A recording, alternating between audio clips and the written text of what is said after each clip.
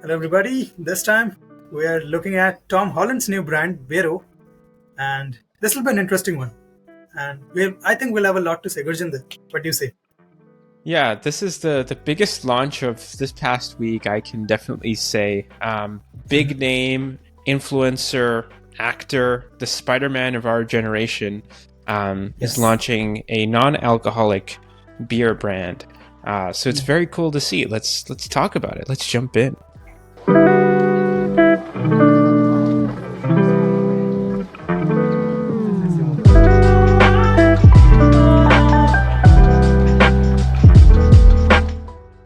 And right off the bat, as you said, it's non-alcoholic, but the CTA says shop beer. Yep, that's right.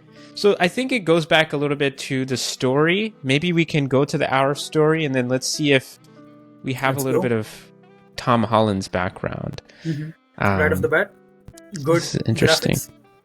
Yep, really well made. Born in London, crafted in America, enjoyed worldwide. Very nice. Premium non-alcoholic beer created by Tom Holland. For those who never settle, there goes genericness. We started.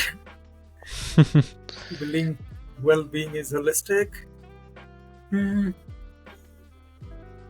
Okay. I think at least, the copy is as per the photography and the packaging, the copy fits well.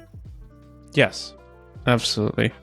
BERO is not a substitute. It's gold standard in beer. And we're seeing that gold kind of appear in the colors of the packaging. So I hear that. This image went pretty viral, you can say. Yes, it did. Definitely. This was like the announcement image and it was all over the place. So I don't know if they're going to... it's beer. Yeah, they did. They really did. I'll kick us off, shall I? Hi guys, I'm Tom. Not Ralph. It's cool, isn't it? No copyright, I hope. Tom, come on, you have enough money. Yes. It's hard to do something in the round. We are really starting our first day of physical work. Are you going to take this? I'm handing this. Oh no, I thought you were holding out for the camera. Wow, this is sick. 17? Anyone could talk about it at the meetings. It's like, how many SKUs do you think you want? And I'm like, I don't know, 17? I really appreciate you being here. 17 SKUs to start with. That'd be a logistic nightmare. Right. 40 years of experience as a brewmaster at some of the world's most prestigious breweries. Grant Wood, dedicated to the craftsmanship. That's good. That's always good. Like getting some masterful people on board for a product. Yeah, and they're naming the manufacturer, which is good for that person as well. Like they're obviously probably a larger business, but if it was like sort of a smaller business, then it'd be great for them as well.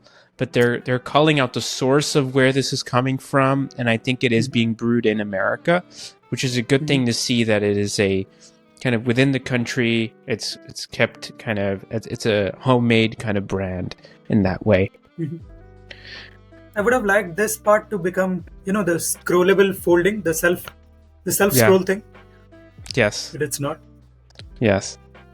And these are always tougher, I think, adding to the kind of the UX. And I think they add this friction point that I really don't like. But it makes for a really cool website.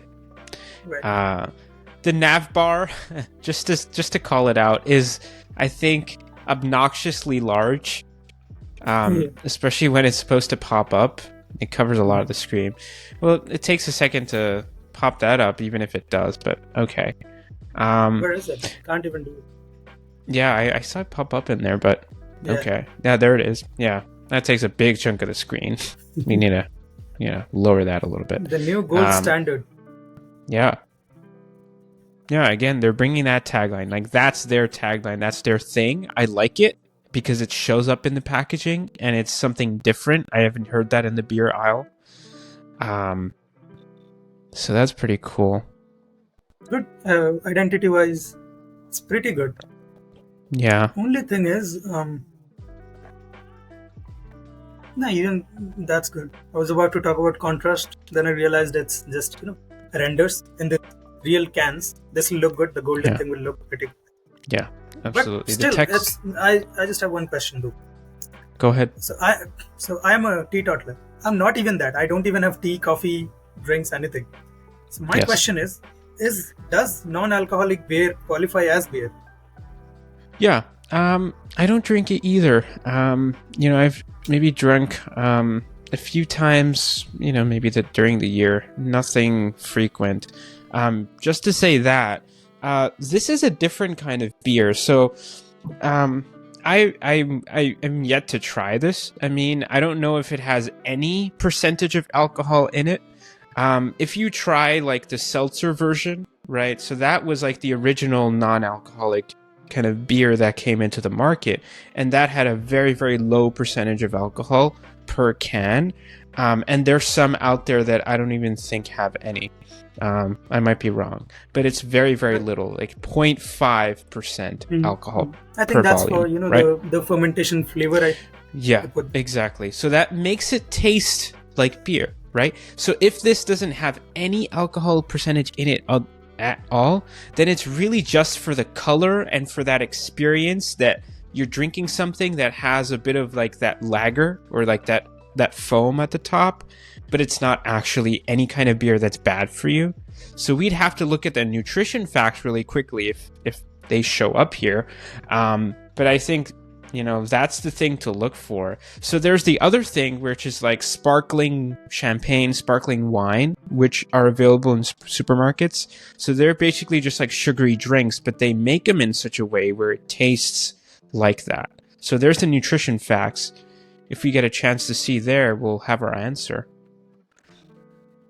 Okay, yeah, you see, so it's 0.45 alcohol per beverage. So there is a little bit of alcohol, but not to the extreme of true beer, right? But what I also like is the website is not plastered with Tom's friends' testimonials. Yes. Statham, Watson, or Yes. someone just. Yeah. That will feel like it's like a Hollywood group just trying to sell you the product. Yeah. Not even Zendaya herself is one of the reviews or the top reviews. Funny enough. That's actually good from a branding perspective. So a 6-pack goes for $16, right? So when you look at the pricing now you're seeing like, okay, you're seeing everything come together. Yeah. So this is a premium, expensive kind of non-alcoholic What's the normal beer. 6-pack? So 16 would be the pricing for a 12 or 18 pack, depending on which one you're choosing. 18 most likely for something like Budweiser, Bud Light, because that is like the most commoditized. 12 pack would be like something like Stella. But this going for 6-pack for 16 is a pretty high up, expensive kind of non-alcoholic beer. So what are you really paying for? I think the pricing point may be a little bit difficult for people to digest, right? And if this is a way for us to say that instead of just real beer, you should try this and have this as a substitute, then that's a hard argument to make if it's at that price point. And that's where they're saying that they're not a substitute. They're the new gold standard. They're saying don't drink beer. Fuck beer. Just drink. Don't drink it at all. Yeah, that's right. That makes sense. I mean, because if you think about their consumers in terms of how they might have positioned it in terms of an environment. Let's say there are 4 friends who have paid for a beer and you don't drink. Okay. But you have money and you want to show them that you actually are having something that's better than them. How do you show them? By paying, of course. It's simple. Yeah. You buy a BERO non-alcoholic beer and you're like, same thing, boys. Yeah. If anything, mine's better. Yeah, absolutely. It's a simple luxury positioning. I like this. I like that they're not caring about contrast much. They don't have to. They don't need to catch attention that much. It's golden. I really like the, as you said, the upscale nature of the presentation. Yeah, absolutely. The color palette that they use, the subdued kind of green, reminds me of a lot of the tones you would find in a very like well-made piece of clothing. They must have magenta, gotten someone maroon from as well. They must have gotten someone from the movie world for this. Someone like a DOP or some friend. Of course. Oh, that would be really cool. Yeah, if that was. Why are these kind of fish, characters? Why are these part of it? Again, it adds the high-end luxury feel to it. Is it So off-putting to you? the fish is a part of this. I Right. don't really know what the symbol of the fish means. Maybe there's a way to explain it for them, and they should Right. go Is it some farther. specific Yeah, fish or is it something? What is the sourced loyalty program from? about? Is it? Yeah. Okay. Oh, I'm I glad mean- they have a loyalty program because They their have beers more are information expensive. here. Yeah. Okay. So this is a UX thing. I think they should have this green part here. Here you need more information. Sure. I mean, Q&As Absolutely. with Tom Holland, just advertise that more. Yeah. Exactly. Like that's a really cool thing. How much is the membership going for? I'd love to know. But it's like, yeah, but you can get the product for as low as that and then earn in credits. And you So have to remember, BERO Mhm. Master 55 a year. That's not bad, is it? yeah. Yeah, at this point you really have to sign up for Tom Holland and sign up for the brand that he's just launched. There's a lot of trust that's put into that. And we've seen that happen a lot with these types of DTC brands that work really well, really quickly. The same thing with Prime, right? You had the personal brand of Logan Paul and KSI already built out. Then you can leverage that to create this and launch a brand like this. And that's what Tom Holland is doing here. But another thing that Tom has not gone through on this website is actually the story and why this is important to him. So Brad, I don't know if you know kind of the backstory of why Tom would launch something like this. Are you familiar with it? Not really. Because even in the video, I tried to figure out that from the video. Maybe we talk about it in the first few minutes or something. But Yeah. I think it's just one of those things like there's certain parts of consumerism in the world that you kind of like, that you kind of get attracted to. Even for me, like if I was a celebrity, I would start something like this. Because I'm not an alcohol drinker. So just why not start a non-alcoholic beer company? Things like that. Like if I like socks, for example, like really high personality socks, various patterns, prints, I might start that. Why not? I think it's kind of a why not I like it kind of a brand. Correct. And that works well. If he likes it enough, if he gives enough thought, this has great potential. Especially, I think, with time, he can reduce the pricing a bit more, even if he's going for the luxury pricing. But the other thing that he can do is hike it even higher. Yes. And that works as well. That's the power That's of true. capitalism.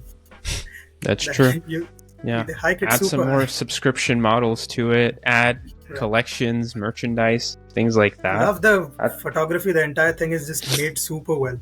Posters, mini coolers. Yes. I would It's want to as have if something like this. whatever team he put together for this, or if he went through some kind of agency, like this is the coolest model to do. So if any influencer, celebrities, someone who already has a pretty big brand built out, wants to come to one agency that can kind of put together the whole kit like this for them and launch them, that would be such a great agency model to have. Yes. And whatever team he put together for this, not one single touch point is off about this, in my opinion. Everything is on point. You feel the brand essence throughout. It is very well made. Very well made. Yeah. Right. I like the upscale nature. I think this is refreshing. Yeah. This picture itself is refreshing. Yeah. Like it's just Yeah, four absolutely. people and just talking, just having fun beside the pool. Yeah. That is interesting. Zendaya is not featured in any part of the website. Absolutely. That's interesting. Absolutely. So a little bit of the story, and just to give an anecdote of it, I think Tom Holland has been very vocal about his struggles with alcohol. And so he was looking for an alternative. And so that is the reason why he launched this. So he's been, I think, sober for a while now, and he's trying to stay away from alcohol as it became sort of a bad influence. And now he's probably seen that happen to a lot of his friends, a lot of people out there in the world, and he wants to create an alternative. So as they say, it's not a substitute, but this is, the other way of living life. It's like, don't drink beer, drink BERO, right? It tastes like beer. It gives you that feeling. It gives you that experience. but it's not going to be, the same kind of bad for your health at the same level of, alcohol that you would get somewhere else. Beverage of friendship. Yeah. That's a good positioning. The only thing is I would love for it to, just put their fist out and actually stand out. As in, we are not beer. Just don't conflate both of things. As in, this is not a substitute of beer. It's a gold standard in beer or something. You're not beer. Yeah. Stand out completely. That goes back to what a comment you made about the call to action button, which is like, okay, maybe from a month from now, when the hype has died down a little bit, and somebody lands on this website, they're going to just look at it as like, oh yeah, this is just regular luxury beer. Let me buy it. Right? So they have to find a way to differentiate that, make that clear, not to disappoint someone who might not go through the extra effort to learn about it. In pursuit of the best life has to offer. With BERO, I felt there was so much opportunity, not just to create a fantastic beer, but to also make a product that makes it simpler to live your best life. And so, Tom, this is not a beer. That's the point. You'll have to. But I think the argument would be that there is alcoholic percentage in it, though. So right. It is beer in a way. It's beer in the same way that hard seltzer is also alcohol and beer. But hard seltzer is kind of its own category, right? We don't say beer. But here, I think either over time they're going to create this category, or they just keep calling themselves beer forever. There's only two routes here. Which one do they choose? Which one do they want to put their efforts into? I think the easier answer was for them to say, we're beer. To go with this, buy our beer. That's it. Even with this, I think this imagery goes back to like European pills, crisp European pills. What does that mean? I'm not sure, but I think it has something to do with England. Some heritage there, probably. I'm not sure, but I have seen this fish imagery in various other things. Yes. So it's something to figure out. But yeah, all in all, good promises, a promising start. Let's see where it leads us. Yeah. And see you on the next one. Let's see where that leads us. See you there, guys.